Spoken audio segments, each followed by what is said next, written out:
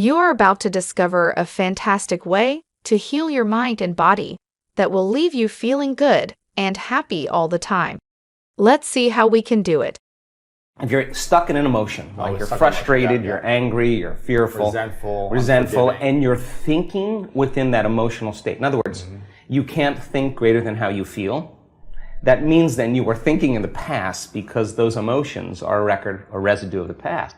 So we see people in the process of change that are analyzing in duality or polarity.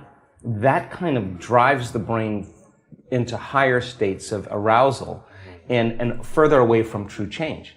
So we've done thousands and thousands and thousands of brain scans, and we now know that there's a formula to create greater brain coherence, greater brain efficiency, to make your brain work better. And when your brain works better, you work better. At the same time, it requires a clear intention and an elevated emotion to begin to change your energy and to change your life. And nobody changes until they change their energy, right? So then, how do you get a person out of resentment, frustration, into joy and freedom? Why would they feel grateful or joyful or free if the experience hasn't happened? So most people are spending the majority of their life waiting for something out there to take away their emptiness or pain or the resentment in here. Well, if they're waiting their whole life in separation or lack, then, and we create reality, then the lack is driving certain thoughts, which is creating more separation and more lack. So teaching people then to begin to condition their body emotionally before the evidence takes place in their life is breaking a significant habit, right? Yes. So instead of living by cause and effect, now we're beginning to cause and effect. So the moment you start feeling whole and grateful, we now know your healing will begin at that moment. Yes. The moment you start feeling worthy and abundant, your wealth is coming. You're generating a certain amount of energy, a certain amount of wealth. And so let's stop telling the story of your past and let's start telling the story of your future. And people who aren't defined by a vision of the future, for the most part, are left with memories of the past. Your brain is a record of the past. It's an artifact of everything you've learned and experienced at this moment. So most people wake up in the morning and they start thinking about their problems. Yeah. And those problems are memories that are tattooed in the brain that are associated to certain people and things at certain times and places. So the moment the person wakes up clean slate, they start thinking about their problems they're thinking in the past. If you believe your thoughts have something to do with your destiny, well, there's a possibility that your past is going to be your future. Every one of those problems has an emotion associated with it. So then the moment you start recalling the problem, you start feeling unhappy. Now your body's in the past because thoughts are the language of the brain and feelings are the language of the body. And how you think and how you feel creates a state of being. So people reaffirm their identity based on the past, right? And it turns out that the redundancy of doing that, conditioning only requires an image and an emotion. And most people are unconsciously conditioning their body into the familiar past, into the known.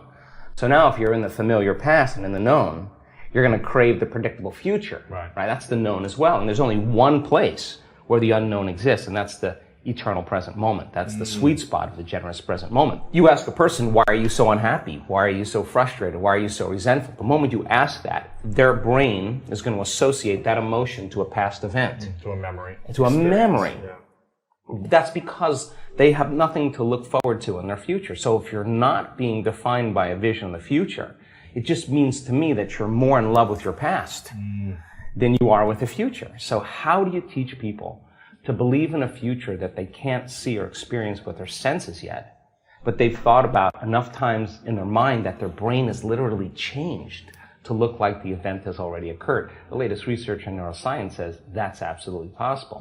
We know that. And how do you teach a person to select a new possibility in their future and begin to emotionally embrace that future before it's made manifest to such a degree that their body, as their unconscious mind, is believing it's living in that future reality in the present moment, and they're signaling new genes in new ways ahead of the environment.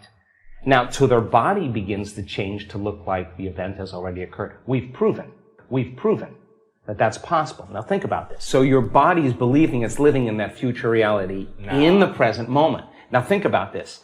The stronger the emotion you feel from some condition in your life, the more altered you feel inside of you, the more you narrow your focus on cause, and the brain freezes an image and takes a snapshot. And that memory now is embossed in the brain. It's branded in there. So then people think neurologically within the circuits of those past experiences, and they feel chemically within the boundaries of those emotions. And the stronger the betrayal, the stronger the trauma, the more the body's living in the past, right? Crazy. So how do you reverse that? So now, if you truly got passionate about a future, we've all done this. You get a wild idea in your mind and you start holding on to that vision and you're preoccupied with it. All of a sudden, the thought in your mind becomes the experience and you start feeling the energy of the future. Yeah. Now, the stronger the from that vision, the more you're going to pay attention to the picture in your mind, and now you're remembering your future. So it requires a coherent brain, and we now know that there's a formula for that, and we've got beautiful research to show that people can do it. They just have to practice.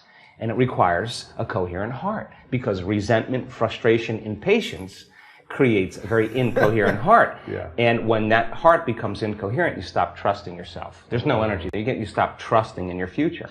Wow. So then, if there's physical evidence in your brain and body, physical evidence to look like the event has already occurred, it's quite possible you'll be thinking neurologically within the circuits of your future, and you'll begin to feel chemically within the boundaries of that emotion of your future. Mm-hmm. And how you think and how you feel is your state of being. And now your state of being is living in the future instead of the past. Now, the moment you disconnect from the emotion of your future because of traffic or some coworker or your ex or whatever people come up with, now you're back to the energy of your past. And now you're going to start looking for it, analyzing, why hasn't it happened? Well, if you're feeling the emotion of your future, why would you look for it? Because you would feel like it already happened. And that is the place where the magic happens. So then you can't just do this, get up, and then return back to your old state of being. You got to maintain that modified state of mind and body. When life happens? Well, let me finish. If I punch you in the face right now, how do you maintain?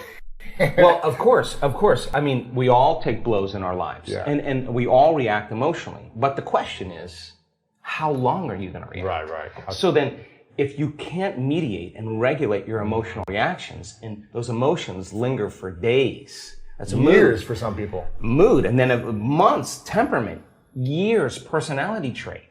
So then the person's personality is literally based on the past. But they don't know that because they're doing it over and over again. It becomes a subconscious program. Something has happened to you. Yeah. You're receiving something, or you just received something. So your body then, when you're feeling gratitude, is in the perfect state of receiving. Mm-hmm. So then that means then you'll accept, believe, and surrender to the thoughts equal to the emotional state of gratitude. If you're living in resentment, you're living in fear, you're living in impatience, you could say, I'm healthy, I'm wealthy, I'm with all you want, and that thought's going to stop right at the brainstem and never make its way to the body, because the body's not feeling it, or because why? Because you're feeling resentment. And that thought is not consistent with the emotion of resentment. Resentment has a different set of thoughts, right? In other words, once you start opening your heart, it begins to move into coherence. It begins to produce a measurable magnetic field up to 3 meters wide. Now that's frequency, that's energy. And all that energy, that frequency, carries information, carries an intent. So then when you're feeling gratitude and your heart is open, you're broadcasting energy into the field. Now, a frequency. You lay the intent of the thought of your health or your wealth. That frequency can carry the thought of your wealth. We hope you enjoy our videos, which are more than just educational. They are also changing people's lives. So by sharing our videos, you are also helping to change lives.